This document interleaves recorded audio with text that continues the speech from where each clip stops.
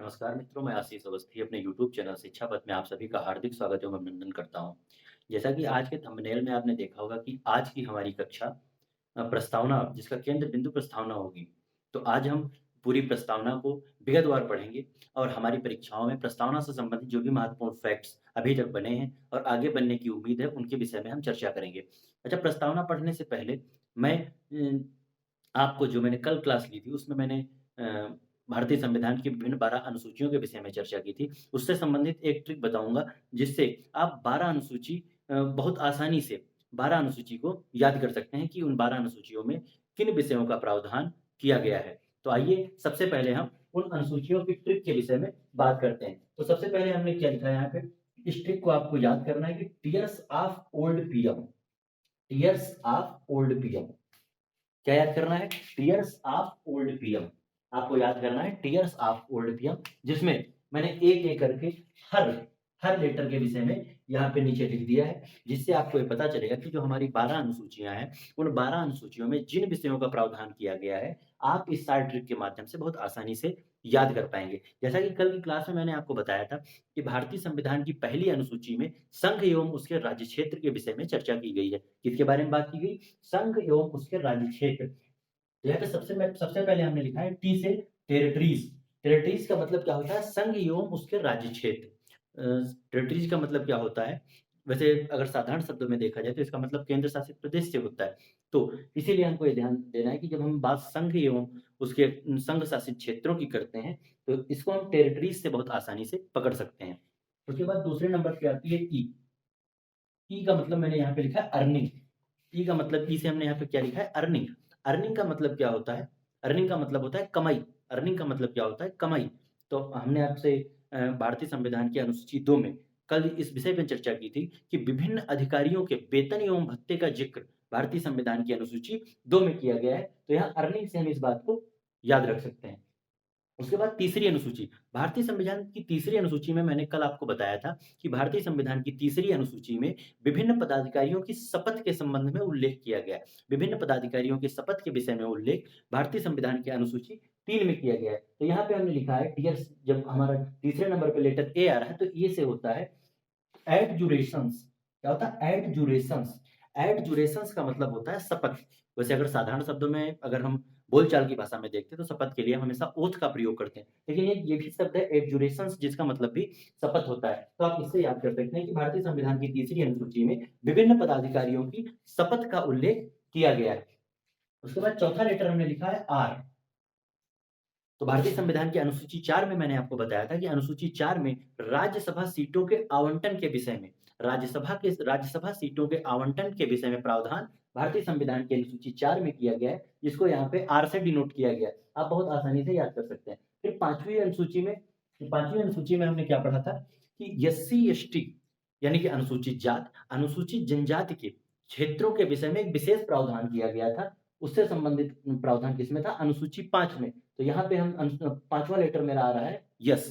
तो यस से हमें याद रखेंगे एससी और एसटी। अगर एससी एसटी हम पकड़ पाएँगे तो अपनी परीक्षा में आसानी से हम प्रश्न बना पाएँगे। उसके बाद आता है आप। आप में पहला लेटर क्या है? ओ।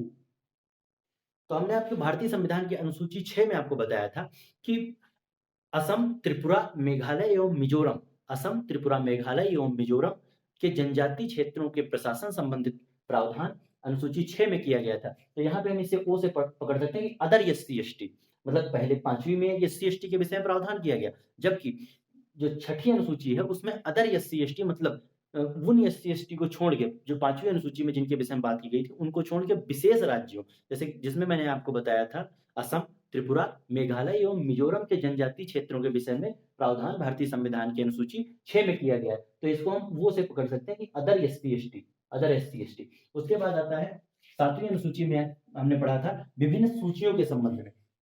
7वीं अनुसूची में हमने क्या पढ़ा था? विभिन्न सूचियों के संबंध में, जिसमें हमने संघ सूची, राज्य सूची और समवर्ती सूची की बात की थी।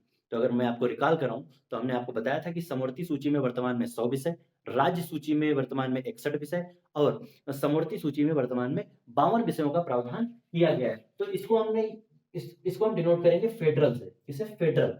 जो हमारा 7वां लेटर आ रहा है वो आ रहा है एफ। तो एफ का मतलब फेडरल। फेडरल का मतलब होता है संघ। फेडरल का वैसे अगर हम साधारण भाषा में बात करें तो फेडरल का मतलब होता है संघ।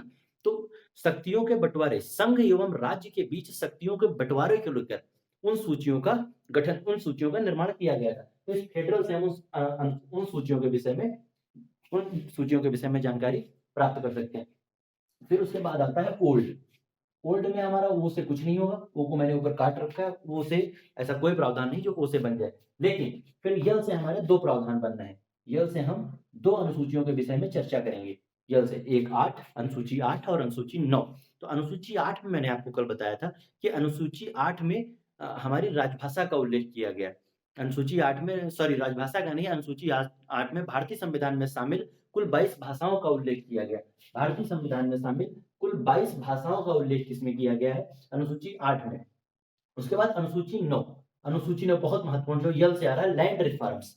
लैंड रिफॉर्म्स का मतलब क्या होता है? भूमि सुधार कानून। मैंने आपको बताया था कि भारतीय संविधान में मूल रूप से 8 अनुसूचियों की चर्चा की गई थी, जबकि विभिन्न संविधान संशोधनों के माध्यम से वर्तमान में कुल 12 अनुसूचियां हो चुकी हैं। तो उसी क्रम में सबसे पहला जो संविधान संशोधन हुआ था, यानी कि पहला संविधान संशोधन 1951 के तहत भारतीय संविधान में 9वीं सूची का प्रावधान किया गया था, जिसमें भूमि सुधार संबंधी कानूनों को रखा गया था। तो इससे हम यल से याद कर सकते हैं लैंड रिफॉर्म्स। उसके बाद 10वीं अनुसूची।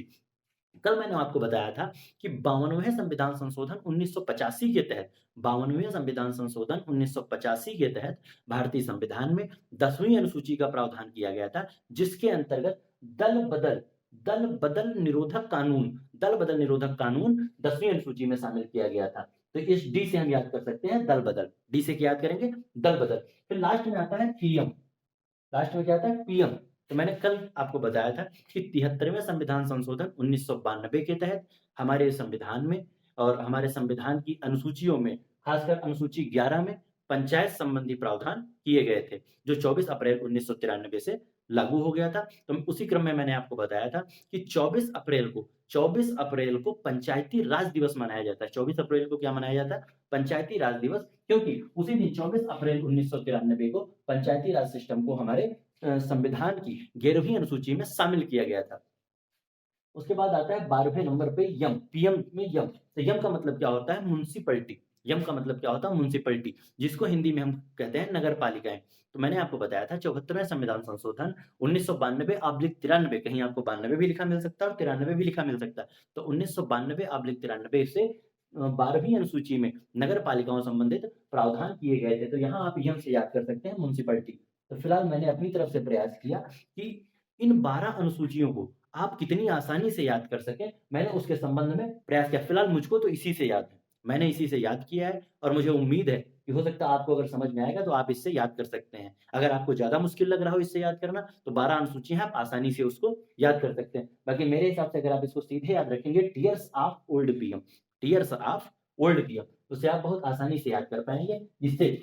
जिसमें हमने टी से टेरिटरीज यानी कि संघ एवं उसके राज्य क्षेत्र, ई से अर्निंग, अर्निंग का मतलब जो दूसरी अनुसूची में विभिन्न पदाधिकारियों के वेतन एवं भत्ते। फिर ए से है एजुरेशंस यानी कि शपथ। फिर आर से है राज्यसभा में सीटों का आवंटन।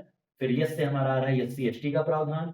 ओ से other SC ST, Assam Tripura Meghalaya Mizoram राज्यों के विषय में, राज्यों में जो जनजातीय क्षेत्रों के विषय में विशेष प्रावधान किए गए उसके संबंध में। फिर एफ से फेडरल, मतलब जो तीन सूचियों का जिक्र हमारे संविधान की किस अनुसूची में? 7वीं अनुसूची में किया गया है, उसके संबंध में इससे याद कर सकते हैं। उसके बाद आता है वो को हमें खाली छोड़ना, वो को मैंने काट दिया, वो से कुछ नहीं है। उसके बाद आता है यल से सबसे पहले लैंग्वेज। तो 8वीं अनुसूची में भारतीय संविधान में शामिल कुल 22 भाषाओं का उल्लेख किया गया है। फिर यल से लैंड रिफॉर्म्स। 9वीं अनुसूची में भूमि सुधार संबंधी कानून का प्रावधान है। उसके बाद डी से दल बदल, 10वीं अनुसूची में दल बदल का प्रावधान किया गया है। 11वीं अनुसूची में यहाँ पे पी आ रहा है, तो पी से पंचायती राज व्यवस्था, पंचायत का प्रावधान 11वीं अनुसूची में है। फिर यम से म्युनिसिपैलिटी यानी कि नगर पालिकाओं का प्रावधान हमारे संविधान की 12वीं अनुसूची में किया गया है। तो इस क्लास की शुरुआत में मैंने आपको एक बात बताई थी कि इस क्लास का केंद्र बिंदु जो रहेगा वो प्रस्तावना रहेगी, जिसको हम विगतवार पढ़ेंगे और उससे संबंधित जो भी फैक्ट्स अभी तक परीक्षाओं में पूछे गए हैं या आगामी परीक्षाओं में पूछे जाने की उम्मीद है, उनके संबंध में हम चर्चा करेंगे। तो आइए सबसे पहले तो मैंने यहाँ पूरी प्रस्तावना लिख रखी है। फिलहाल मेरा मानना जो ये है कि अगर हम किसी कंपटीशन की तैयारी कर रहे हैं तो सबसे पहली बात, अगर हम पॉलिटी पढ़ रहे हैं तो उसमें हमें प्रस्तावना 100% याद होनी चाहिए, एक एक शब्द अक्षरशः याद होनी चाहिए, हम ये कह सकते हैं।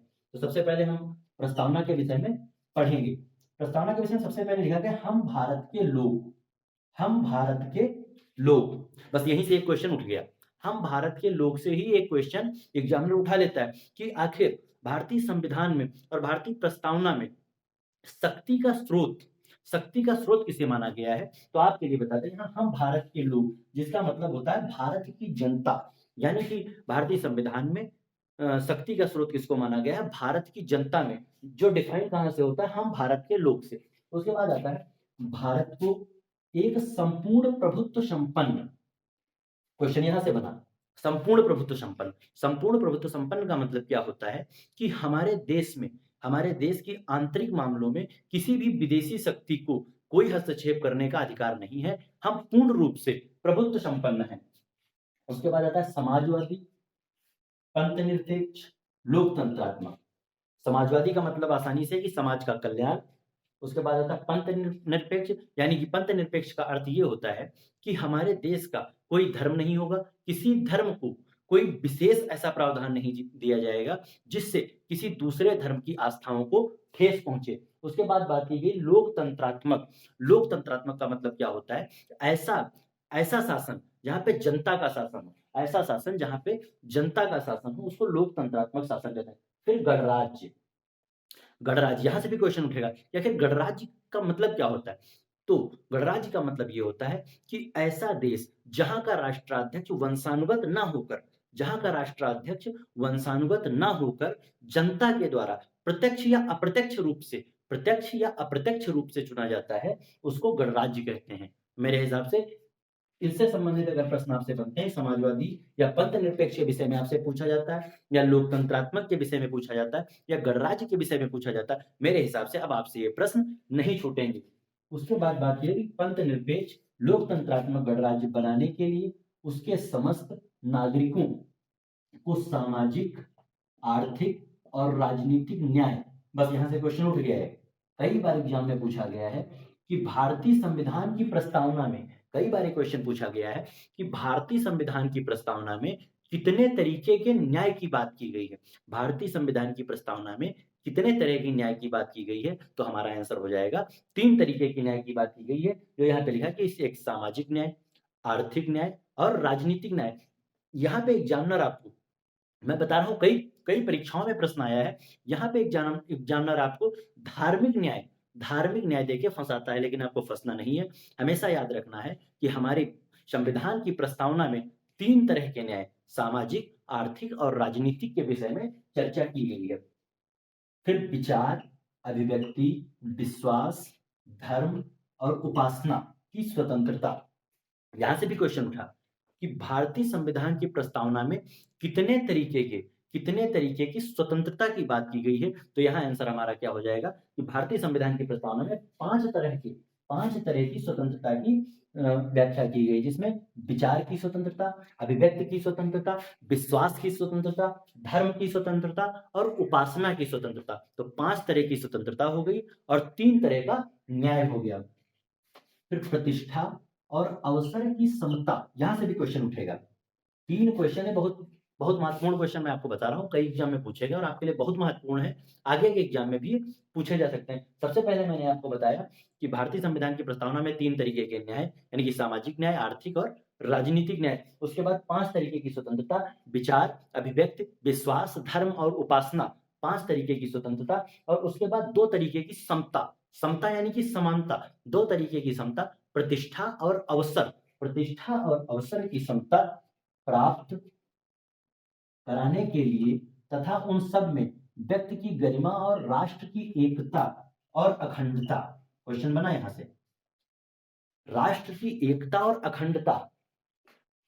भारतीय संविधान के 42वें संविधान संशोधन 1976 द्वारा, 42वें संविधान संशोधन 1976 द्वारा हमारे प्रस्तावना में एक बार संशोधन किया गया है। कितनी बार? अभी तक प्रस्तावना में कितनी बार संशोधन हुआ? एक बार, जिसमें कौन कौन से शब्द, 2 शब्द जोड़े गए थे। कौन कौन से शब्द जोड़े गए थे? 3 शब्द जोड़े गए थे, एक समाजवादी, एक पंथनिरपेक्ष और दूसरा, तीसरा अखंडता।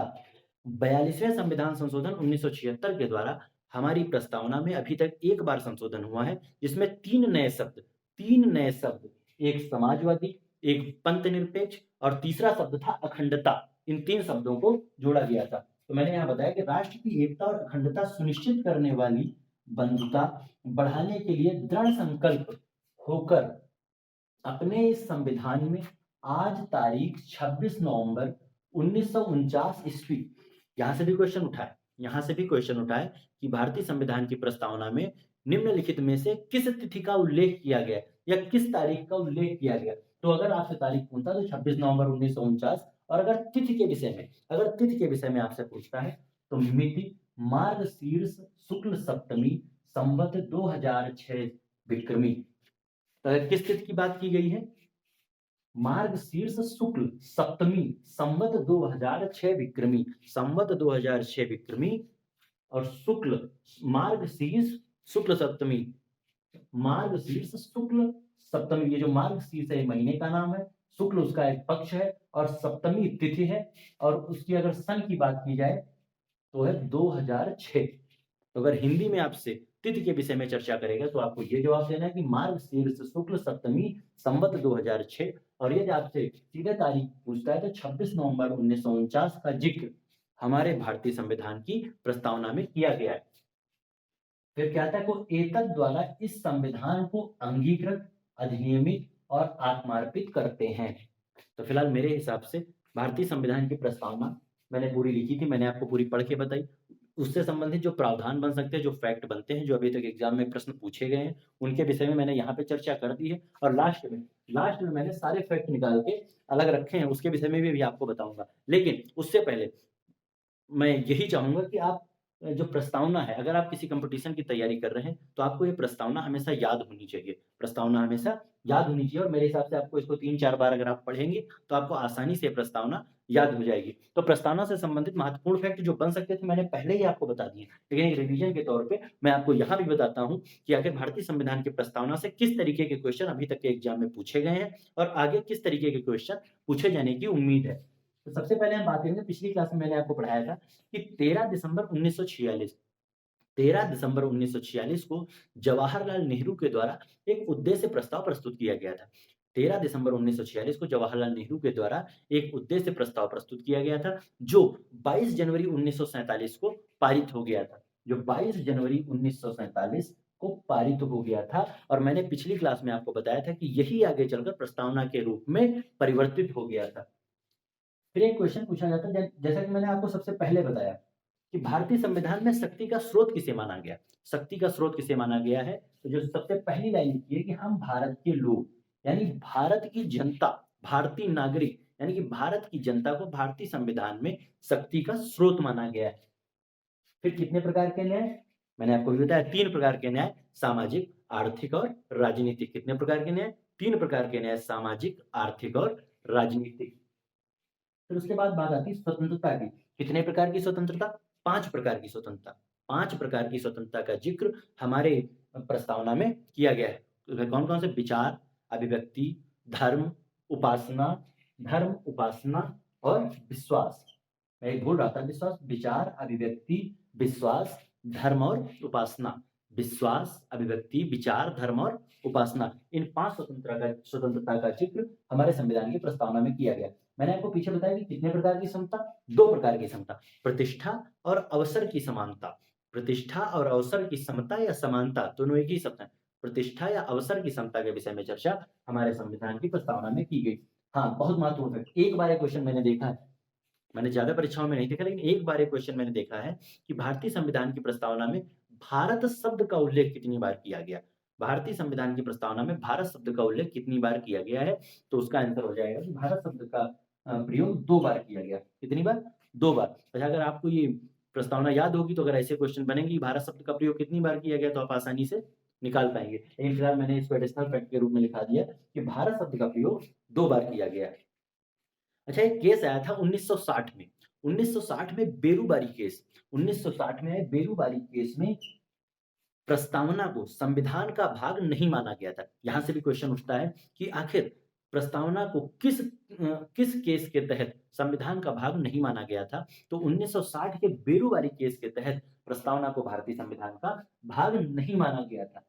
फिर उसके बाद आता है 24 अप्रैल 1973। बहुत महत्वपूर्ण केस है, इससे कई तरीके के क्वेश्चन अभी तक विभिन्न परीक्षाओं में बने हैं। तो इसको आप समझ लीजिए कि 24 अप्रैल 1973 को केशवानंद भारती केस, कौन सा केस?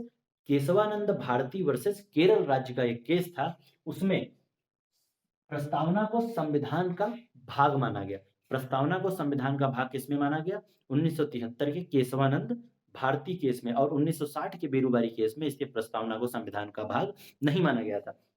अतः 24 अप्रैल 1973 को जब केशवानंद भारती केस आया, तो उसमें इस चीज का भी जिक्र किया गया था कि प्रस्तावना चूंकि भारतीय संविधान का भाग है, इसलिए इसमें संशोधन भी संभव है, लेकिन उसमें एक शर्त रखी गई थी कि इसके मूल ढांचे को बदला नहीं जाएगा, यानी कि इसके मूल ढांचे में संशोधन न करते हुए इसमें और संशोधन किए जा सकते हैं।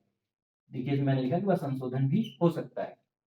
तो इसी क्रम में जब 1973 के बेरूबारी केस में ये बात कही गई कि प्रस्तावना संविधान का अंग है और इसमें संशोधन भी हो सकता है, तो इसी क्रम में इसमें एक बार पहला जो संशोधन हुआ था 42वें संविधान संशोधन 1976 के तहत पहला संविधान संशोधन हुआ था इसमें, प्रस्तावना में। लेकिन उसके उपरांत आज तक अभी कोई भी अन्य संशोधन प्रस्तावना में नहीं किया गया है। तो आपसे अगर एक क्वेश्चन ये बन जाए कि प्रस्तावना में अब तक कितनी बार संशोधन किया गया है, तो अब तक सिर्फ एक बार 42वें संविधान संशोधन 1976 के द्वारा प्रस्तावना में संशोधन किया गया है, जिसमें मैंने आपको पीछे बताया कि समाजवाद, पंथनिरपेक्ष और अखंडता।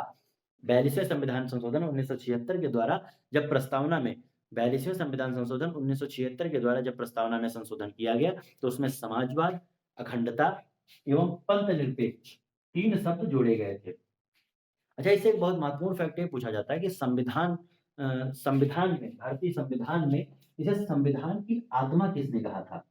बहुत महत्वपूर्ण फैक्ट है कि प्रस्तावना को संविधान की आत्मा किसने कहा? तो प्रस्तावना को संविधान की आत्मा ठाकुरदास भार्गव ने कहा। किसने कहा? ठाकुरदास भार्गव। ठाकुरदास भार्गव द्वारा प्रस्तावना को संविधान का आत्मा कहा गया। संविधान की आत्मा किसे कहा गया? प्रस्तावना को। और किसने कहा? ठाकुरदास भार्गव ने। फिर इसे संविधान की जन्म कुंडली किसने कहा? एक और प्रश्न बनता है यहाँ से। सबसे पहले तो मैंने आपको बताया कि संविधान की आत्मा ठाकुरदास भार्गव द्वारा कहा गया, और संविधान की जन्म कुंडली, प्रस्तावना को संविधान की जन्म कुंडली किसके द्वारा कहा गया? के.एम. मुंशी के द्वारा। किसके द्वारा? के.एम. मुंशी के द्वारा। उसके बाद प्रस्तावना न्याय, बहुत महत्वपूर्ण फैक्ट है, बहुत महत्वपूर्ण फैक्ट है कि प्रस्तावना न्यायालय में प्रवर्तनीय नहीं है। मतलब प्रस्तावना के संबंध में आप न्यायालय का सहारा नहीं ले सकते। जैसे अगर हमारे अभी आगे हम पढ़ेंगे, जब हमारे मौलिक अधिकारों का हनन होता है तो हम सुप्रीम कोर्ट से सहायता ले सकते हैं। उसी क्रम में आपको ये जानना आवश्यक है कि प्रस्तावना न्यायालय में प्रवर्तनीय नहीं है, और इसके संबंध में हम आगे भी पढ़ेंगे। भाग 4 में जब हम डीपीएसपी का जिक्र करेंगे, वहां भी आपको बताएंगे कि डीपीएसपी भी न्यायालय में प्रवर्तनीय नहीं है।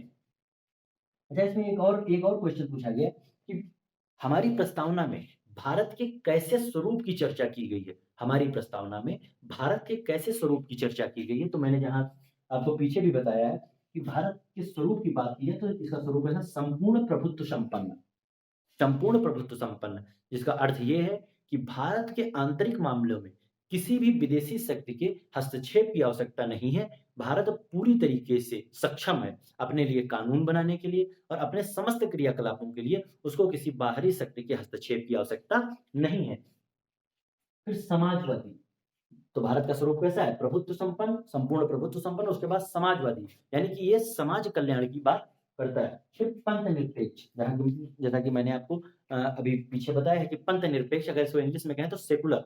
भारत कैसा देश है? सेकुलर देश है, जहां किसी धर्म विशेष को बढ़ावा न देते हुए सभी धर्मों का बराबर का आदर व सम्मान है, और यह किसी विशेष धर्म को बढ़ावा देकर किसी दूसरे धर्म की आस्था को ठेस नहीं पहुंचाया जाता है। फिर लोकतांत्रिक, भारत का स्वरूप कैसा है? लोकतांत्रिक, मतलब यहाँ पे जनता का शासन है, जनता के लिए शासन है यहाँ, इसलिए इसे लोकतांत्रिक, इसका स्वरूप लोकतांत्रिक। फिर गणराज्य, क्योंकि भारत का राष्ट्राध्यक्ष अप्रत्यक्ष रूप से भारत की जनता द्वारा चुना जाता है, इसलिए इसका स्वरूप गणराज्य है। क्योंकि यहाँ का जो राष्ट्राध्यक्ष है वो वंशानुगत न होकर भारत की जनता के द्वारा अप्रत्यक्ष रूप से चुना जाता है। मेरे हिसाब से अगर प्रस्तावना संबंधित जो भी फैक्ट बन सकते थे और आपके एग्जाम में प्रस्तावना संबंधित जो भी प्रश्न आएँगे, अगर आपको इतना तैयार है, तो मेरे हिसाब से आपका कोई भी प्रश्न नहीं छूटेगा, इस बात की मैं गारंटी लेता हूँ। तो फिलहाल इस प्रस्तावना संबंधी टॉपिक में आज इतना ही और आगे जहाँ तक उम्मीद है अगर कल मैं क्लास लूँगा, तो कल की क्लास में मैं शुरुआत करूँगा भाग 1 से, जिसमें मैं भाग 1 में आपको संनियम उसके राज्यछेद के विषय में जो 4 अनुच्छेद हैं उसके संबंध में और अगर टाइम रहा तो नागरिकता संबंधी प्रावधान भी हम कल कल की क्लास में समझ लेंगे। तो फिलहाल आज की क्लास को हम यहीं पे समाप्त करते हैं। अगर आपको मेरा वीडियो पसंद आया तो कृपया मेरे चैनल को लाइक कीजिए, शेयर कीजिए और सब्सक्राइब कीजिए। ये मेरा वादा है आपसे कि यूपीपी, उत्तर प्रदेश पुलिस और उत्तर प्रदेश दरोगा और अन्य भी एक दिवसीय एग्ज़ाम जो आपकी लगे हुए हैं आगे, उनके संबंध में अगर आप मेरी क्लासेस को बराबर लेते रहेंगे, आपकी तरह मैं भी एक अभ्यर्थी हूँ, मैं कोई टीचर नहीं हूँ, मैं भी एक अभ्यर्थी हूँ। और अगर आप मेरी क्लास को लेंगे तो मैं अपनी तरफ से पूरा प्रयास करूँगा कि आपको अच्छे से अच्छा कंटेंट मैं दे सकूँ, जो आपकी परीक्षा में आपकी सफलता को सुनिश्चित कर सके। बहुत-बहुत धन्यवाद। नमस्कार।